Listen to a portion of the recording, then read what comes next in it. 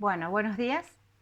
Eh, Mi nombre es Alfonsina Muñiz, soy la profesora de las comisiones 10 y 11 de la materia de Psicología Criminológica de la Facultad de Psicología de la Universidad Nacional de Córdoba.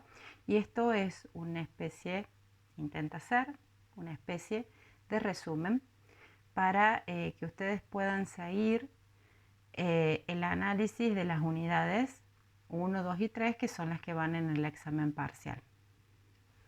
Eh, bueno, insisto en esto, la intención es que sirva esto como un apoyo del estudio más profundo que van a hacer de la bibliografía y darles algunos tips, algunas pautas para que puedan tenerlas en cuenta como notas fundamentales de estas tres primeras unidades.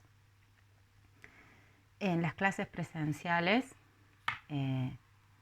siempre empiezo la materia diciendo que hay que partir de la definición de criminología y tomamos muy especialmente la definición que da García Pavlós de lo que es criminología, porque ahí en esta definición va a hablar este autor de que es primero que es una ciencia y que es empírica, es decir, que ya está mencionando el método, que es interdisciplinaria, está hablando de la contribución de otras disciplinas al desarrollo de esta ciencia, que se ocupa del delito, que se ocupa del delincuente, que se ocupa de la víctima y del control social del comportamiento delictivo, tratando también de suministrar información válida y asegurada sobre la génesis y la dinámica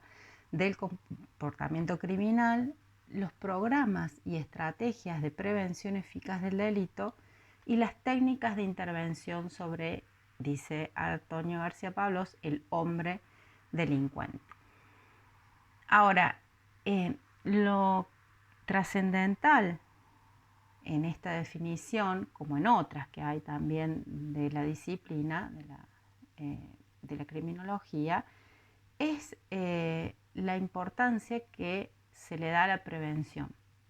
¿Y por qué es esto? Porque a lo largo de la materia lo vamos a ir viendo, que todo el acercamiento que hagamos hacia qué se hizo, es decir, qué conducta vamos a estudiar, qué es el delito, quién lo realizó, hacia quién, a quién resultó perjudicado, cuánta de esta criminalidad podemos tener en cuenta o qué criminalidad vamos a estudiar. Todo esto tiene una razón de ser, que es poder prevenir, es decir, evitar que vuelva una persona a delinquir, que se disminuya el delito en determinada región, que se erradique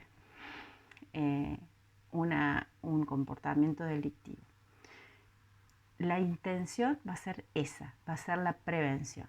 Y a lo largo de la materia vamos a ver distintos modelos preventivos, qué es esto de la prevención especial, de la prevención general, ya lo vamos a ir desarrollando. Pero de hecho esta primera definición es importante por eso, porque tiene conceptos troncales que vamos a ir desarrollando después. En el aula virtual está el material de la doctora Marchiori, también está en su libro, que es el libro de criminología, introducción, también es parte de la bibliografía obligatoria, pero como les digo, en el aula virtual también está. Y acá la doctora va a señalar las distintas etapas históricas y los objetos de estudio de la criminología. Va a mencionarlos, son 8, tienen una razón lógica en ese orden de mención. Sin embargo, también es importante aclarar que este desarrollo en 8 pasos tiene un sentido también académico para ir explicando estos 8 objetos de estudio, pero que estas etapas no se han ido estableciendo en forma discontinuada, sino que se van superponiendo, ¿sí? Es importante entonces el análisis de cada uno de estos objetos que tienen una razón de ser en la historia, pero que se van también superponiendo unos a otros cuando se va dando la dinámica del delito. El primero es el delito, le sigue la pena, el delincuente, la criminalidad, la reacción social e institucional, el costo económico y social, la víctima y los programas preventivos. El delito y la pena están más bien asociados al estudio o a los aportes de la escuela clásica. La escuela clásica tiene como referentes a Bentham, Carrara, Beccaria. ¿Qué aportes ha hecho esta escuela en lo que a nosotros respecta y en nuestro interés en la materia? Nos ha hecho los aportes que son principios básicos del derecho en relación al principio de legalidad, por ejemplo, es decir, este principio constitucional, que es el de la ley previa. Ninguna persona podrá ser perseguida penalmente si la conducta que se le reprocha no está antes escrita en la ley. Es decir, una persona solamente puede ser perseguida, investigada, juzgada o condenada si lo que dicen que hizo o si aquello que se le acusa, esa conducta antes está escrita en un código, en una ley. Porque ese es el sentido de la publicidad de los actos del Estado. Es decir, que tienen que estar previamente escritos para que todo el mundo se entere de lo que está prohibido. Y por lo tanto, luego, si realiza esta conducta, no puede decir que la desconoce, que desconoce su prohibición, porque para eso está escrita y está publicada. El delito es, según la teoría del delito, un hecho jurídico. En esto tiene que ver el término acción como acción versus omisión, es decir, aquello que está prohibido puede estar descrito en la ley como una acción prohibida, por ejemplo, el que matare a otro, o también puede estar descrita como una omisión, es decir, está obligado a cuidar, está obligado a proteger, y si no lo hace, entonces comete el delito. Es para demostrar, digamos, que lo que está obligada a hacer una persona puede estar en forma positiva, escrito, o en forma negativa, como acción o como omisión. A su vez, lo dijimos recién, es típico porque tiene que estar escrito. Típico viene de tipificar, estar anotado en la legislación. La legislación más importante en este sentido de las cosas prohibidas es el Código Penal. A su vez, tiene que ser antijurídico. Esto quiere decir que no tiene que haber un permiso que la ley misma otorga para que se haga lo que no se debe hacer. Porque a veces la ley otorga permisos.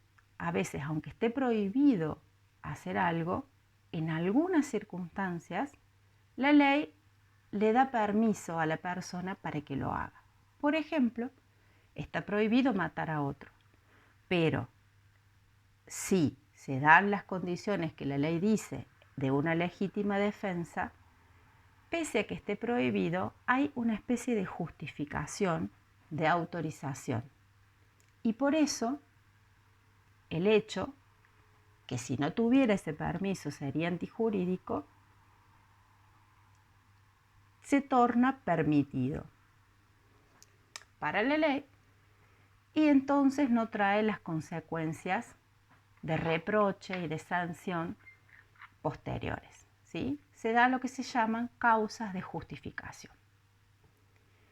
Y también tiene que haber culpabilidad. Y este es un concepto muy importante para la psicología. No es este el momento para hacer todo el desarrollo del concepto de la culpabilidad como capacidad para responder penalmente, pero sí únicamente les voy a decir que en esto de la culpabilidad tiene que ver la intención de realizar una conducta, el querer realizar la conducta, o la falta de cuidado o de previsión, que se llama usualmente negligencia, para hacer las cosas como deben hacerse. Entonces, en esto de la culpabilidad, vienen dados estos conceptos de culpa y de dolo que ustedes van a ir por ahí escritos, pero que tienen que ver con esto, digamos, el dolo como la intención, el querer hacer, y la culpa como la negligencia, en términos muy generales, no me estoy adelantando a la teoría, pero la falta de previsión, la falta de cuidado en realizar una conducta. Ejemplo clásico, la conducción imprudente de un vehículo en estado de ebriedad, por ejemplo, es un ejemplo clásico de culpa por imprudencia e imprudencia. Bien, y además tiene que haber capacidad para recibir la pena, es decir, de ser punible. Y esto también hay otro gran abanico que se abre y que la psicología tiene mucho todavía para decir ahí, que es en esto de la punibilidad, imputabilidad, edad de imputabilidad y temas que ya les sonarán. Quiero hacer un paréntesis en este desarrollo. Estamos hablando de la primera etapa del delito, pero quiero hacer un paréntesis porque, lo digo siempre en las clases presenciales también, esta es una materia de las que ustedes van a tener mayor oportunidad de palpar la realidad. Es decir, todo tema que vamos a ver en este año lo van a poder encontrar en su vida, en la vida del vecino, en el diario, en las redes, en todo comentario que se pueda hacer, porque estamos permanentemente asediados, lamentablemente, muchas veces por este tipo de temas.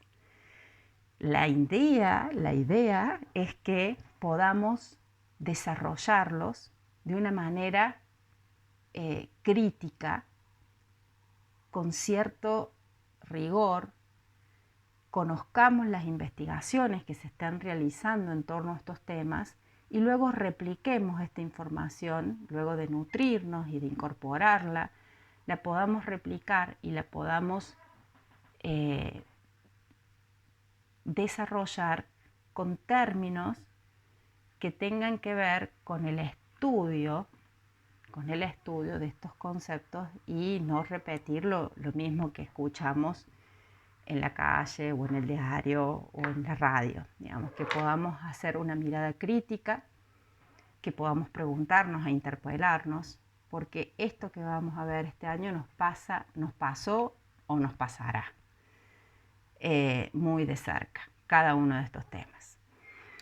Bien, les decía que es importante el aporte de la escuela clásica en el desarrollo del delito y de la pena, de estos dos primeros elementos, y la pena como castigo y la pena como pérdida de bienes, una pena retributiva, digamos, retribución por el daño causado.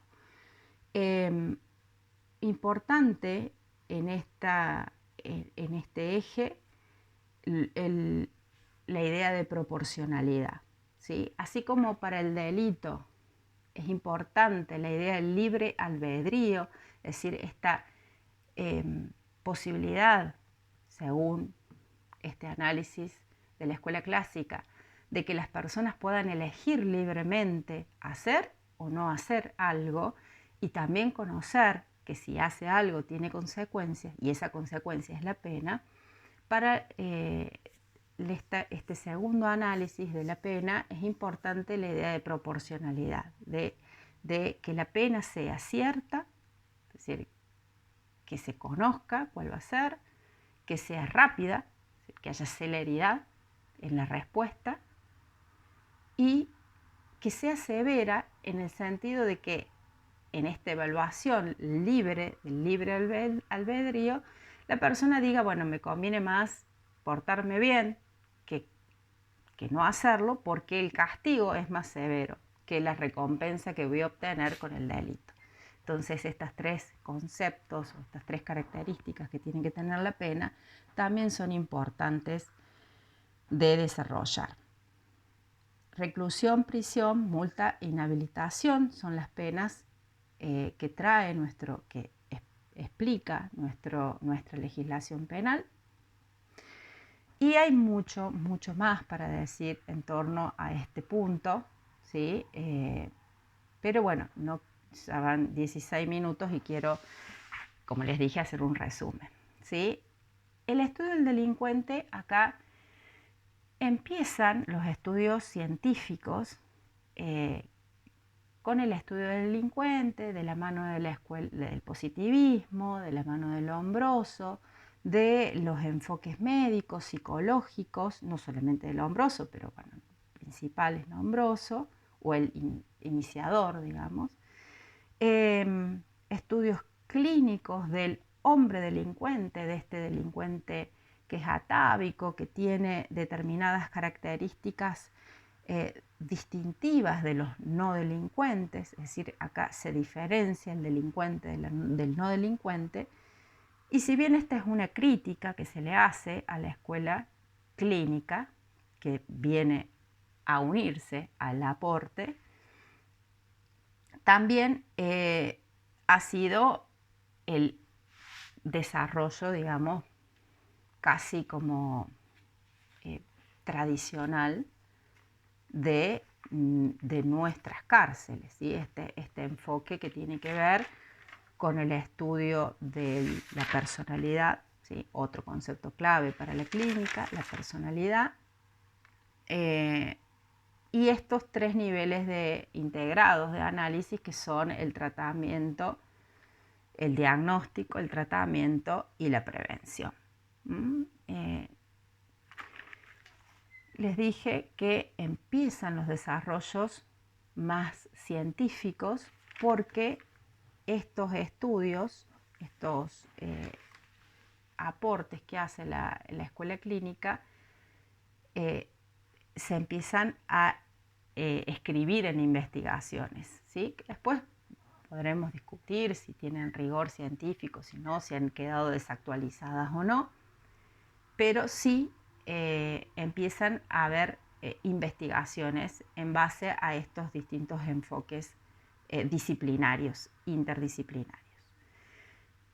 Otras características principales de esta corriente, que si ustedes la ven por ahí las tienen que asociar, es paso al acto, la gestión interdisciplinaria, el estudio del estado biopsicosocial del delincuente, les dije recién la peligrosidad, el examen médico, psicológico y social, el diagnóstico clínico criminológico, es decir, en el estudio de la personalidad es muy importante, el tratamiento individual y familiar, la idea de reinserción, de rehabilitación, dice más bien esta corriente, y las medidas preventivas para evitar las reincidencias. Sin embargo, por supuesto, se le hacen críticas, se le hace la crítica de que solamente atiende a la persona que está encarcelada, a la persona que está en el sistema, que ha sido ya condenada, y que por lo tanto sería un poco utópico pensar en la reinserción o la rehabilitación de una persona que en el devenir de esa búsqueda va a estar privada de la libertad, es decir, no va a estar en el medio donde se supone que tiene que luego vivir. Esta es una crítica que se le hace a la corriente. Se le hace otra crítica que es el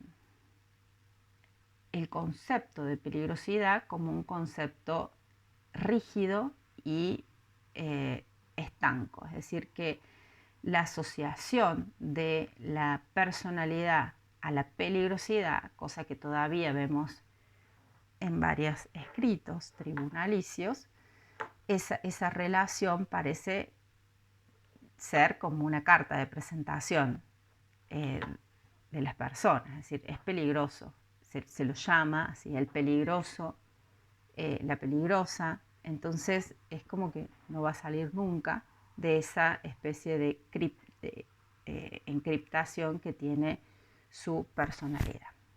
Esa es otra crítica que se le hace. Bueno, otra crítica, por supuesto, es esta clasificación en delincuentes, no delincuentes, como si fueran cosas diferentes. Uno de los exponentes principales de la escuela clínica, de la corriente clínica, es Pinatel, ¿sí? Sobre este autor, ¿qué es importante decir?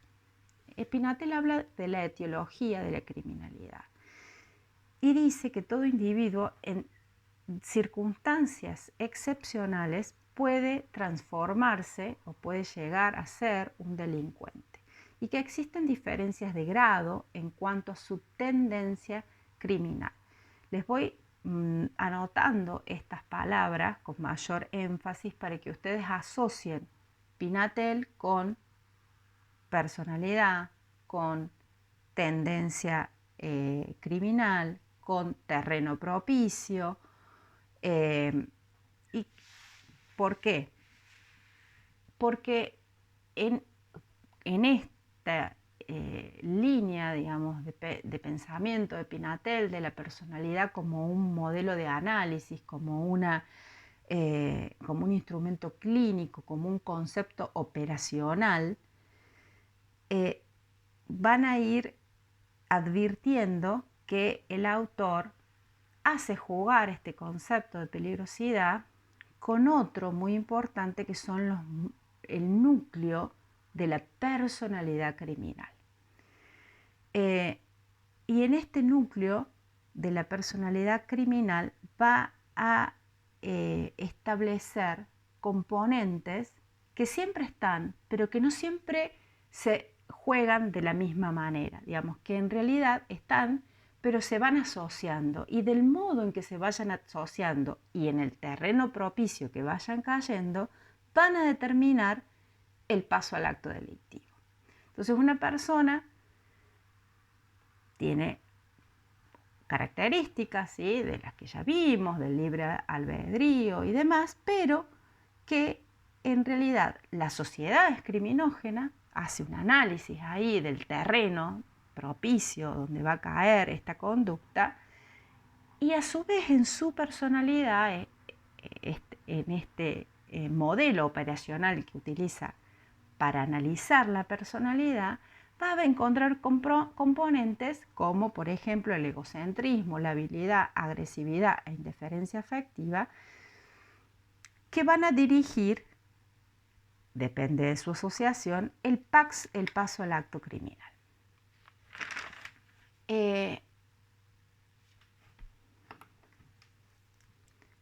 Quiero seguir con el análisis de estos objetos de estudio que habíamos nombrado al principio. Y este es el estudio de la criminalidad, ¿sí?, como cuarto elemento. El estudio de la criminalidad lo van a asociar ustedes a otro autor que tienen en la unidad 1, que es López Rey Arrojo. Manuel López Rey Arrojo es un criminólogo español, era un criminólogo español, y este autor es muy interesante porque fíjense que asociado a la corriente organizacional nos va a decir que hay que conocer las verdaderas dimensiones de la criminalidad. decir, que la palabra y criminalidad es una palabra que contiene otros conceptos que son los de criminalización, descriminalización, cifra conocida de la criminalidad y cifra oculta o cifra negra de la criminalidad. ¿Y por qué es importante este autor? Y es importante porque todo esto que nombré recién, todos estos conceptos que nombré recién, él va a decir que los estados los tienen que tener muy presentes para diseñar políticas criminales que sean efectivas. Es decir, que si no se conoce el quantum del delito, es decir, en una determinada región, en un determinado momento, quiero prevenir un delito, pero no sé cuánto delito hay. Quiero determinada conducta delictiva, prevenirla. Por ejemplo, que se me ocurre que hay muchos arrebatos de celulares en el centro y yo quiero disminuir esa conducta delictiva. Entonces lo que nos dice este criminólogo es, bueno, lo primero que tengo que saber es cuánto hay para poder diseñar efectivas políticas criminales. Y ese quantum está formado por la cifra que se denuncia, es decir, las conductas, robo de celular en el centro, que se denuncia, y también por lo que no se denuncia. Y ahí nos habla de que muchas conductas delictivas no son denunciadas por las víctimas porque descreen del sistema penal, descreen de la policía, cierta desidia en ir a hacer una denuncia porque pierden mucho tiempo, porque de todas maneras no van a lograr un resultado satisfactorio. Entonces, muchas veces no se denuncia. Y cuando no se denuncia, se pierde ese dato. Entonces hay que buscarlo. Esto es lo que dice López Reyes Rojo. Hay que buscar esa cifra negra para poder establecer el verdadero quantum. Y de esta manera tendré una noción de cómo está compuesta esa criminalidad. Y también en el concepto de criminalización, lo que nos hace entender López Reyes Rojo es que hay conductas delictivas que para que sean delictivas tienen que estar, lo que decíamos recién, tipificadas en la ley, y que por lo tanto hay algunas conductas que pese a ser dañinas o pese a ser molestas, no están descritas en la ley y no son delito. Y aquí entran a jugar dos cosas importantes. Por un lado, que hay conductas que son delictivas hoy, pero que no lo fueron ayer. Y por otro, al revés, conductas que ayer eran delito y que hoy ya no lo son, que es la descriminalización. Por ejemplo, hace no mucho, y se los voy a decir específicamente cuándo, que fue en el 2012, se reformó un artículo del Código Penal, que es el artículo 80, que habla del homicidio calificado. Fíjense que antes, ¿sí? Porque en esto de la criminalización puede ser que las conductas hayan estado prohibidas, pero no de la misma manera en que están prohibidas ahora. También hay como un mayor rigor en la represión de la conducta en este caso, ¿sí? Por ejemplo, antes decía el artículo 80. Se impondrá reclusión perpetua o prisión perpetua al que matare a 1. Ascendiente, descendiente, cónyuge, sabiendo que lo son. Ascendiente, descendiente, cónyuge, sabiendo que lo son. 3 posibilidades nada más. Y además sabiendo que lo son. Sin embargo, no hace mucho, yo les decía, el 14 de diciembre del año 2012, hace apenas menos de 8 años, nuestros legisladores dijeron que ese primer inciso del artículo 80 se iba a modificar y quedó redactado así: al que matare a su ascendiente, descendiente, cónyuge, excónyuge o la persona con quien mantiene o ha mantenido una relación de pareja, mediare o no convivencia. Fíjense cómo se amplía la idea de vínculo, que es lo que protege con mayor rigor este artículo, cómo se ha ampliado a todas estas categorías que antes quedaban por fuera de la criminalización. Es decir, antes si una persona mataba a su concubina o concubino, la pena que le correspondía era la del homicidio simple. ¿Estamos? En cambio, esta mayor criminalización, y acá unimos con lo que decía López Rey Arrojo de la criminalización, es cuando la ley me dice y escribe que está prohibida o mayormente prohibida la conducta, el legislador, la legisladora, entendió que debía ampliarse la categoría de vínculo. Y este mismo mes y año dice el inciso 11, que antes no existía. Esta sí es una nueva incorporación. Al que matare a una mujer cuando el hecho sea perpetrado por un hombre y mediare violencia de género.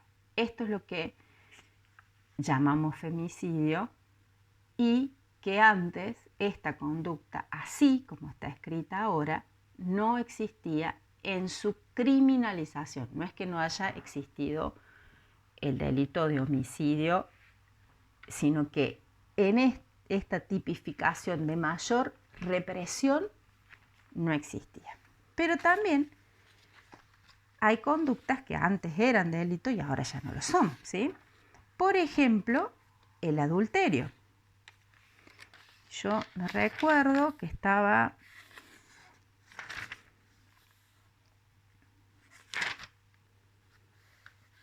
Bueno, hay muchas conductas que han sido reformadas, pero el adulterio, por ejemplo, se entendía como aquella conducta de infidelidad, pero curiosamente era diferente el análisis de la legislación para el hombre que para la mujer. Ahora ya no existe más, el adulterio está derogado. Pero fíjense que antes, para que una mujer sea considerada adúltera y sea castigada por ello, solo con una relación por fuera de su matrimonio, una relación sexual por fuera de su matrimonio, podía ser incriminada. En cambio, para que el hombre sea acusado de este delito, debía mantener a una manceba. Es decir, debía, así lo llamaba la ley, ¿no? Debía mantener a otra mujer económicamente para que pueda, recién ahí, ser culpable. ¿Por qué esto? Y bueno, porque la ley protegía el patrimonio conyugal. Y por eso, si una mujer llegaba a tener una conducta de infidelidad, el riesgo de que se embarazara de otra persona era probable, y entonces el acervo de esa sociedad conyugal iba a verse alterado, menoscabado por una persona que no debía ese hombre mantener. Bueno, estas son lecturas, por supuesto, absolutamente desactualizadas, pero les digo que no hace mucho que se reformó ese artículo, se derogó en 1995, así que estamos hablando de generación de seguramente de sus padres, de sus abuelas, de sus bisabuelas, donde lo que les estoy diciendo era lo normal, ¿sí? Y esto, bueno, nos lleva a pensar en tantas veces en lo normal y de lo natural de las conductas, donde la ley muchas veces va a contrapelo de justamente de lo que debería ser natural y normal. Pero estas son charlas que las podemos tener cuando volvamos a tener las clases presenciales. Bueno, otro elemento es la reacción social institucional. ¿Cómo reaccionan las instituciones frente al delito? ¿Cuáles son los modos, los mecanismos que utilizan frente al delito? ¿Cómo puede restablecerse el orden?